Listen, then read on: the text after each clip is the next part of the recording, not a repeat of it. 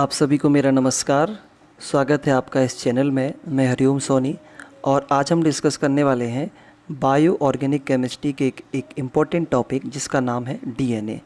जैसा कि आप जानते हैं कि डीएनए का फुल फॉर्म होता है डीऑक्सीराइबो न्यूक्लिक एसिड और इसे 1869 में फ्रेडरिक मिशर के द्वारा डिस्कवर किया गया था।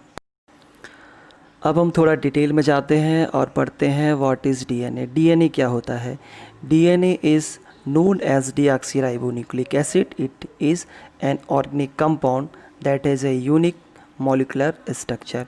मतलब डीएनए को हम डीऑक्सीराइबो न्यूक्लिक एसिड के नाम से जानते हैं और ये जो कंपाउंड होते हैं उनका एक यूनिक मॉलिक्यूलर स्ट्रक्चर होता है और इन्हें सम्मिलित रूप से न्यूक्लिक एसिड कहा जाता है।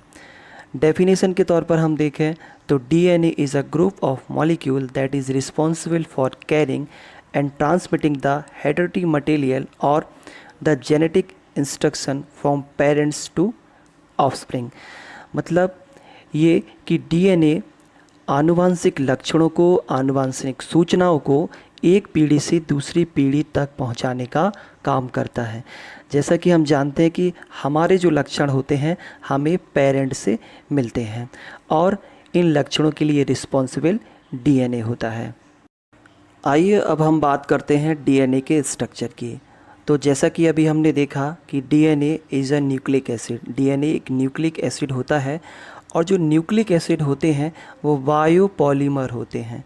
जैसा कि आप जानते हैं कि जो पॉलीमर होता है वो छोटी छोटी मोनोमर इकाइयों से मिलकर बना होता है और जो न्यूक्लिक एसिड होते हैं उनकी मोनोमर इकाई होती है न्यूक्लियोटाइड। न्यूक्लियोटाइड 3 भागों से मिलकर बना होता है। ये जो समूह होता है वो फास्फेट समूह होता है और ये शुगर वाला समूह होता है और ये जो भाग आपको दिख रहा है ये होता है नाइट्रोजन कंटेनिंग बेस। कुछ इस तरह से इसका स्ट्रक्चर दिखता है। ये फास्फेट समूह है और ये जो शुगर है ये पेंटोज शुगर कहलाती है और ये डीऑक्सीराइबोस होती है क्योंकि इसमें एक ऑक्सीजन की कमी होती है यहाँ पर। और ये वाला जो पार्ट होता है वो नाइट्रोजन कंटेनिंग बेस से मिलकर बना होता है। डीएनए में पाए जाने वाले नाइट्रोजन कंटेनिंग बेस 2 प्रकार के होते हैं। एक होता है प्यूरिन और एक होता है पिरिमिडीन। प्यूरिन जो एक यूनिट होती है वो उसमें 2 रिंग पाई जाती हैं और ये सिंगल रिंग वाला स्ट्रक्चर होता है, यूनिट होती है। और प्यूरिन जो बेस होते हैं उनका नाम होता है एडिनिन और दूसरा होता है ग्वानिन। जबकि पिरिमिडीन यूनिट जिन बेस में होती है उन्हें बोला जाता है साइटोसिन और थायमिन।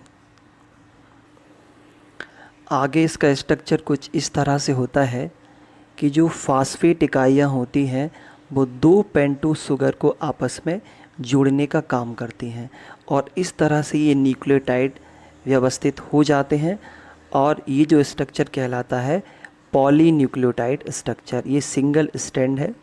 आगे क्या होगा कि ये जो नाइट्रोजन कंटेनिंग क्षार हैं एक स्ट्रैंड के नाइट्रोजन कंटेनिंग बेस दूसरे स्ट्रैंड के नाइट्रोजन कंटेनिंग बेस से आपस में जुड़ जाते हैं हाइड्रोजन आबंध के द्वारा और ये डबल स्ट्रैंड इसका बन जाता है। जनरली देखा जाता है कि जो nucleotides are joint at the 5C and 3C of each sugar. मतलब एक जो शुगर होगी उसका 3rd कार्बन होगा और दूसरी जो शुगर होगी उसका 5th नंबर का कार्बन होगा। यहाँ पर आप देख सकते हैं कि ये डबल स्ट्रैंड डीएनए है। यहाँ पर ये जो नाइट्रोजन कंटेनिंग बेस हैं आपस में हाइड्रोजन बॉन्ड के द्वारा जुड़े हैं। एक स्ट्रैंड का एडिनोसिन दूसरे स्ट्रैंड के थायमिन से और एक स्ट्रैंड का साइटोसिन दूसरे स्ट्रैंड के ग्वानिन से आपस में हाइड्रोजन आबंध के द्वारा जुड़ा हो। और इन हाइड्रोजन आबंध को आप यहाँ पर और क्लियर देख सकते हैं। ये थायमिन है, ये एडिनिन है और ये आपस में हाइड्रोजन आबंध के द्वारा जुड़े हैं। और अंत में ये दोनों स्टैंड आपस में जुड़ जाते हैं और जुड़कर एक डबल हेलिकल एक शेप बन जाता है। ये आपका डीएनए का एक पूर्ण स्ट्रक्चर कहलाता है। बेसिकली ये वाटसन क्रिक मॉडल होता है। चलिए अंत में बात कर लेते हैं फंक्शन ऑफ डीएनए की। डीएनए के क्या कार्य होते हैं। तो पहला कार्य होता है सेल्फ रेप्लिकेशन। सेल्फ रेप्लिकेशन मतलब डीएनए अपने जैसा एक दूसरा डीएनए का निर्माण कर सकता है। इस प्रोसेस को बोलते हैं सेल्फ रेप्लिकेशन। इसी प्रोसेस के दौरान आनुवांशिक लक्षण एक पीढ़ी से दूसरी पीढ़ी तक पहुंचते हैं। दूसरा फंक्शन है म्यूटेशन। म्यूटेशन का मतलब होता है नए लक्षणों का उत्पन्न होना, और ये डीएनए की सीक्वेंस में चेंज होने की वजह से ये म्यूटेशन जनरेट होता है। इसके बाद आती है ट्रांसक्रिप्शन। ट्रांसक्रिप्शन एक प्रक्रिया होती है जिसमें डीएनए को टेम्पलेट के रूप में यूज किया जाता है और आरएनए का संश्लेषण किया जाता है, जो कि प्रोटीन संश्लेषण में इम्पोर्टेंट रोल अदा करता है। इसके बाद डीएनए सेलुलर मेटाबॉलिज्म में भी महत्वपूर्ण रोल अदा करता है। Thanks for watching. मिलते हैं आने वाले समय में एक नए वीडियो के साथ। उम्मीद है आपको ये पसंद आया होगा।